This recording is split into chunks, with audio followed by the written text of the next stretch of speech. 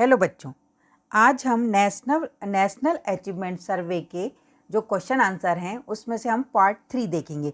Part 3 में हम question 21 से लेकर 30 क्वेश्चन तक देखेंगे। क्वेश्चन 21 है, किसी एपी में यदि a बराबर -7.2, d बराबर 3.6 तथा an बराबर 7.2 है तो हमें n का मान ज्ञात करना है। हमें बताना है कि इसमें n क्या है।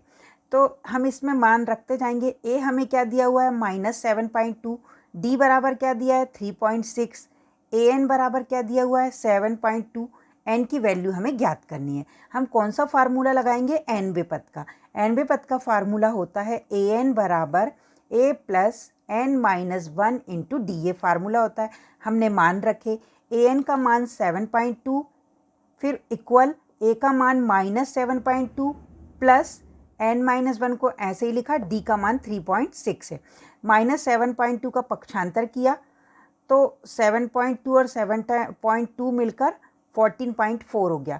और जो ये n-1 के गुणज में मल्टीपल में 3.6 है वो अपॉन में आ गया। पॉइंट से पॉइंट कट गया, दशमलव से दशमलव कट गई। और जब हमने 36 से 144 को डिवाइड किया तो 4 बार कटेगा। फिर हमने जो ये -1 है इस साइड से इसका पक्षांतर किया तो ये उस साइड प्लस के रूप में चला गया। 4 और 1 कितना हो गया, 5 हो गया। यानी हमारे n की वैल्यू क्या आ गई, 5 आ गई। इसका जो ऑप्शन नंबर 4 है 5, वो सही आंसर है। अब हम देखेंगे क्वेश्चन नंबर 22। क्वेश्चन 22 है, यदि त्रिभुज ABC सर्वांग है PQR की तो हमें बताना है कि कौन सा कथन सत्य है। फर्स्ट में है B से R तक, C, फिर सेकंड है CQ, फिर AR और फोर्थ में आपका दिया A और P। हमें बताना है ये कौन सा कथन सत्य है। सबसे पहले हम देखेंगे त्रिभुज ABC मैंने बनाया हुआ, ये सर्वांग संग है PQR के। जो त्रिभुज सर्वांग संग होते हैं उनकी विशेषताएं होती हैं कि जो उनकी संगत भुजाएं वो बराबर होती हैं। जैसे AB की संगत भुजा PQ होगी, ठीक। और जो इनके संगत कोण है वो बराबर होते हैं। जैसे A का संगत कोण क्या होगा P, B का क्या होगा Q और C का क्या होगा R। तो हम सारे ऑप्शंस पे ध्यान देंगे तो A और P एक जा रहे हैं, मतलब A और P बराबर हैं। तो हमारा जो सर्वांग संग त्रिभुज का कथन भी है कि सभी संगत कोण बराबर होते हैं। तो इसमें जो फोर्थ वाला ऑप्शन है A to P यानी A और P बराबर हैं, वो हमारा सत्य है। क्वेश्चन 23 है, यदि A1, A2, A3 से लेकर A20 तक AP में है जिसका उभयनिष्ठ अंतर क्या होता है, D है, तो हमें बताना है कि A1, A5, A9 और A13 को कैसा होना चाहिए। फर्स्ट ऑप्शन है AP में होने के लिए इनका अंतर 16D होना चाहिए। सेकंड है AP में होने के लिए इनका उभयनिष्ठ अंतर D। थर्ड AP में होने के लिए उभयनिष्ठ अंतर 4D। और फोर्थ है AP में हो भी सकता है, नहीं भी हो सकता। तो हम देखेंगे, हमें D निकालने के लिए जो इनका उभयनिष्ठ अंतर होता है वो सार्वंतर कहलाता है। उसे हम कैसे निकालते हैं, अगले पद में से पहले वाला घटाते हैं। तो इसमें हम A5 में से A1 को घटाएंगे तथा A13 में से A9 को घटाएंगे। A5 को लिखने का तरीका होता है A प्लस 4D और A13 को लिखने का तरीका होता है A प्लस 4D। इसी प्रकार से A9 को लिखने का तरीका होता है A प्लस 8D। तो हम देखें A5 में से A1 को घटाना है। A5 को हम क्या लिख सकते हैं, A प्लस 4D। A1 यानी A पहला पद माइनस A, तो A से A कट गया, आंसर क्या आया 4D। फिर हम दूसरा वाला देखें तो A13 में से A9 को घटाएं। A13 का मान क्या होता है A plus 12D minus A9 का मान क्या हो गया A प्लस 8D। जब हम माइनस का अंदर मल्टीप्लाई करेंगे तो दोनों के चिन्ह बदल गए, -A और -8D आ गया। A से A कैंसिल हो गया, 12D में से -8D गया तो 4D आया। यानी हमने देखा प्रत्येक पद में जब हम घटा रहे हैं तो कितना आ रहा है 4D। यानी इसका जो थर्ड ऑप्शन है वो सही है, AP में होने के लिए उभयनिष्ठ अंतर 4D है। क्वेश्चन 24 है, संख्याओं 4, 15, 19, 21 और 6 की माध्यिका हमें ज्ञात करना है। माध्यिका ज्ञात करने के लिए सबसे पहले हम जो आंकड़े दिए रहते हैं उन्हें आरोही क्रम में जमाते, यानी बढ़ते क्रम में। हमने जमाए 4, 6, 15, 19, 21, सभी आंकड़ों को हमने आरोही क्रम में जमाए। अब हम इन संख्याओं को गिनेंगे, ये कितने हैं 1, 2, 3, 4, 5, इसे हम n बोलते हैं। n बराबर कितना आया 5, जो कि एक विषम संख्या है। यदि हमारी विषम संख्या होती है तो माध्यिका का सूत्र अलग होता है, और यदि सम संख्या उसके लिए अलग होता है। यहाँ पर हमारी विषम संख्या है तो माध्यिका का सूत्र होता है माध्यिका बराबर n+1/2वें पद का मान, ये होता है। हम आगे निकालें, n हमारा 5 है, 5 और 1 6 बटे के 2, 2 से 6 को डिवाइड करेंगे तो 3 आएगा, यानी तीसरे पद का मान। तीसरा पद हमारा क्या है, देखो 1 2 3, तीसरा पद 15 आ रहा है, तो हमारा जो आंसर नंबर 2 है 15 वो सही है। इसका हमारा 24 का आंसर आएगा सेकंड वाला 15। क्वेश्चन 25 है, अशून्य परिमेय और एक अपरिमेय संख्या का गुणनफल होगा। अशून्य परिमेय संख्या का मतलब होता है कि जिसका मान शून्य ना हो।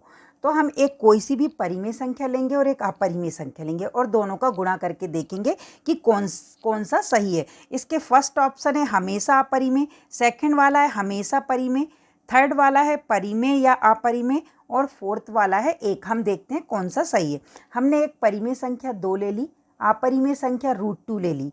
ठीक, अब हमने इनका गुणा किया, 2 को √2 से गुणा किया तो 2√2 आएगा, और 2√2 एक अपरिमेय संख्या है। यानी जब भी हम एक परिमेय और अपरिमेय को गुणा करेंगे तो हमेशा एक अपरिमेय संख्या आएगी। इसका जो ऑप्शन नंबर 1 है वो सही है, हमेशा अपरिमेय संख्या होगी। क्वेश्चन 26 है, त्रिज्या 4 सेंटीमीटर वाले एक वृत्त का त्रिज्या खंड AOB है। त्रिज्या खंड का मतलब होता है 2 त्रिज्याओं से घिरा हुआ क्षेत्र, जो वृत्त के केंद्र पर 45 का कोण बना रहे हैं, 45 डिग्री का। तो इस त्रिज्या खंड का सेंटीमीटर स्क्वायर में क्षेत्रफल निकालना है। फर्स्ट ऑप्शन है पाई, सेकंड वाला 2 पाई, थर्ड वाला 3 पाई, फोर्थ वाला 4 पाई। हम देखते हैं कौन सा सही है। सबसे पहले हमने वृत्त बनाया, उसका केंद्र O और त्रिज्या O से लेकर A और यही त्रिज्या O से लेकर B। एक वृत्त की सारी त्रिज्याएं एक सी होती हैं, तो ये दोनों त्रिज्याओं से घिरा क्षेत्र क्या आ रहा है, OAB।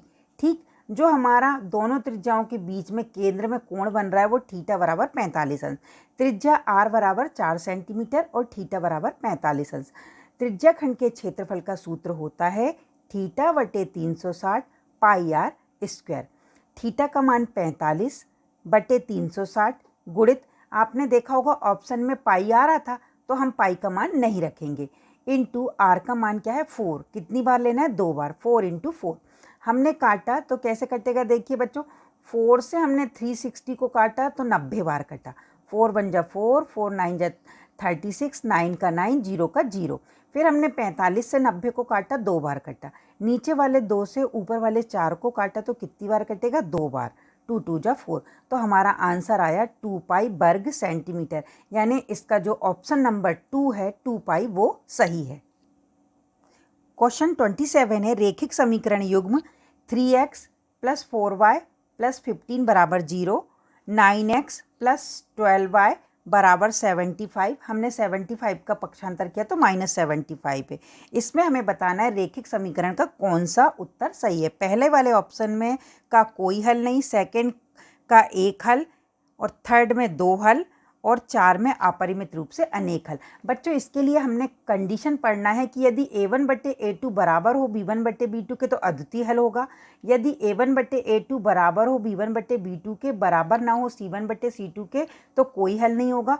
थर्ड है, यदि तीनों बराबर आ जाएं, A1 बटे A2 बराबर B1 बटे B2 बराबर C1 बटे C2, तो अनंतः अनेक हल होंगे। हम देखते हैं जो x और y के गुणांक है ये A1 B1 और C1 कहलाते हैं। पहले समीकरण के A1 B1 C1, दूसरे के A2 B2 C2। हमने लिखा A1 बराबर 3, A2 बराबर 9, B1 बराबर 4, B2 बराबर 12, C1 बराबर 15, C2 बराबर -75। हम इनके अपॉन में निकालेंगे, बटे में A1 बटे A2 3 बटे 9, काटा 3 1 जा 3, 3 3 जा 9। B1 बटे B2 बराबर 4 बटे 12, काटा 4 एकम 4, 4 तिया 12, 1 बटे 3। C1 बटे C2 बराबर आया 15 बटे -75, काटा तो 15 एकम 15, 15 पंजे 75। तो ये दोनों तो बराबर आ गए, पर C1 बटे C2 के बराबर नहीं है। इसलिए हमारा जो ऑप्शन है जो फर्स्ट वाला ऑप्शन है वो सही है कि कोई हल नहीं होगा। क्वेश्चन 28 है, किसी द्विघात समीकरण के मूल 1 और 3 हैं, हमें समीकरण बताना है।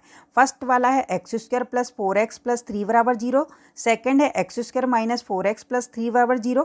Third x square plus 4x minus 3 बराबर 0। फोर्थ वाला x square minus 4x minus 3 बराबर 0। हम देखते हैं कौन सा ऑप्शन सही है। इसमें मूल दिए हैं, मूल को हम लेते हैं अल्फ़ा और बीटा। तो अल्फ़ा पहले वाला अल्फ़ा, दूसरे वाला बीटा। अल्फ़ा बराबर 1, बीटा बराबर 3 दिया है। द्विघात समीकरण बनाने का जो सूत्र होता है वो x square minus alpha plus beta into x plus alpha into beta बराबर 0 होता है। हम अल्फ़ा और बीटा के मान रख दें। एक्स स्क्वायर ऐसे ही लिखा, माइनस अल्फ़ा का मान 1, बीटा का मान 3 इंटू एक्स प्लस अल्फ़ा का मान 1 गुणित 3, बीटा का मान 3 बराबर 0। एक्स स्क्वायर का एक्स स्क्वायर माइनस 3 और 1 4 और एक्स का एक्स स्क्वायर माइनस 4x 3 एकम 3 प्लस 3 आ गया। यानी जो हमारा ऑप्शन नंबर 2 है x square minus 4x plus 3 बराबर 0, ये हमारा सही ऑप्शन है। क्वेश्चन 29 है AP 8 3 माइनस 2 का nवा पद हमें निकालना है। इसका फर्स्ट ऑप्शन है -2 plus 3n, second 5 minus 13n, third 13 minus 5n और फोर्थ है 8 प्लस 3n। हम देखते हैं कौन सा सही है। सबसे पहले हम सीरीज से AP से a का मान लिखें तो पहले वाला पद a बराबर 8, d यानी सार्वंतर आता है, दूसरे में से पहले को घटाना है, तो 3 में से 8 को घटाया तो -5 आ गया। अब nवे पद निकालने का सूत्र होता है an बराबर a plus n minus 1 into D. हम पूरे सूत्र में मान रखेंगे तो क्या आ रहा है, 8 का 8 माइनस 5 से n का मल्टीप्लाई करेंगे -5n और -5 का -1 से मल्टीप्लाई करेंगे +5 हो गया। 8 और 5 को प्लस करेंगे तो 13 माइनस 5n, यानी जो हमारा ऑप्शन नंबर 3 है 13 माइनस 5n वो सही आंसर है। क्वेश्चन 30 है, यदि संख्याएं 2, 7 और k प्लस 4 एक AP में है तो हमें k का मान ज्ञात करना है। हमें पता है कि यदि कोई श्रेणी AP में होती है तो उसके जो दो पदों का अंतर है दूसरे में से पहले वाले का वो बराबर आता है। इसमें हमें a बराबर 2 दिया है। d निकालने के लिए हम दूसरे में से पहले पद को घटाएंगे। दूसरा पद हमारा 7 है और पहला पद 2 है, दोनों को घटाए तो d का मान क्या आ गया, 5। अब ये a2 माइनस a1 किसके बराबर होता है, a3 माइनस a2 के, यानी जो इनके सार्वंतर होते हैं वो हमेशा बराबर आते हैं। तो तीसरा पद a3 हमारा k प्लस 4 है, माइनस a2 कितना है, 7 है। तो हमने k प्लस 4 माइनस 7 घटाया तो k का k, -7 में से 4 गए तो -3 आया। जो ये k -3 है वो 5 के बराबर होगा क्योंकि इनके अंतर होते हैं वो बराबर होते हैं। तो हमने रखा k -3 बराबर 5, -3 का पक्षांतर किया तो उस साइड गया और 5 और 3 को जोड़ा तो 8 आया। जो हमारा k का मान k बराबर 8 आया। ऑप्शन नंबर 4 है जो 8, वो हमारा सही आंसर है। धन्यवाद बच्चों।